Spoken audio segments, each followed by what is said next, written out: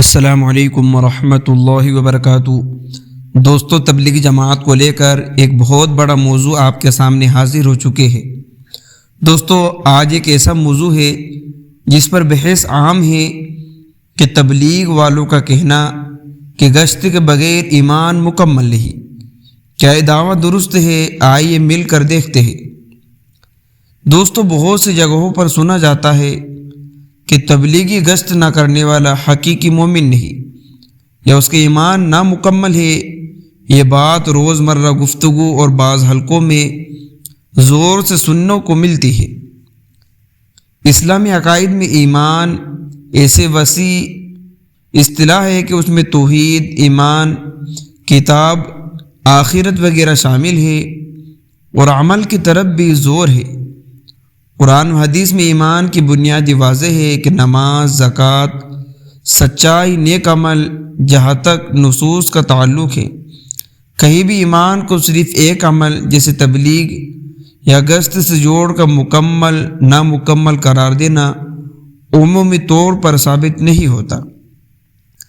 دوستو اور جی ساتھیو، تبلیغ اور گشت اسلامی دعوت کا حصہ ہے اور بہت ثواب والے عمل قرار دیے گئے ہیں۔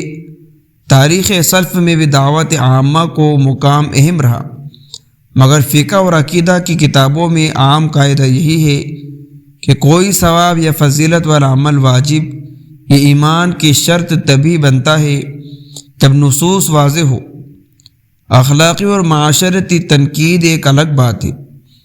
بعض ہلکے معاشرتی دباؤ یا امتیاز کی وجہ سے ایسا کہتے ہیں۔ اللہ تعالیٰ بندوں کی نیتیں جانتا ہے، کس کی صحت، معاشیت، ذمہ داریاں یا خوف محفل مثلاً خاندانی حالات گشت نہ کرنے کی وجہ سے ہو سکتی ہے۔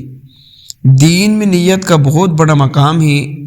نیت کے بغیر عبادت کی حقیقت معلوم نہیں ہوتی، اس لیے صرف گشتوں کو ایمان کا پیمانہ بنانا انصاف نہیں۔ خلاصہ یہ ہے کہ گشت ایک فضیلت عمل ہے، تاہم ایمان کی تکمیل کا ایک لوتا معیار قرار دینا درست نہیں۔ بہتر یہ ہے کہ ہم ایک دوسرے کو نصیحت، عقیدت اخوت اور اچھے اخلاق سے بدلنا کے قطعی فتوے دے کر نکال دیا جائے۔ اگر آپ کی ویڈیو پسند آئے تو لائک کرے، شیئر کرے، چینل پر نہیں ہو تو اس کو سبسکرائب بھی کر لیجئے، اور کمنٹ کر کے بتائیے کہ گشت والے عمل کو، یعنی جس عمل کے بارے میں ہم نے بات کی ہے کہ یعنی گشت کا عمل اگر نہیں کیا تو آپ کا ایمان مکمل نہیں ہوگا، کیا ایسے الفاظ کہنا درست ہے یا نہیں؟ کمنٹ کر کے بتائیے۔ ملتے ہیں نیکسٹ ویڈیو میں۔ السلام علیکم۔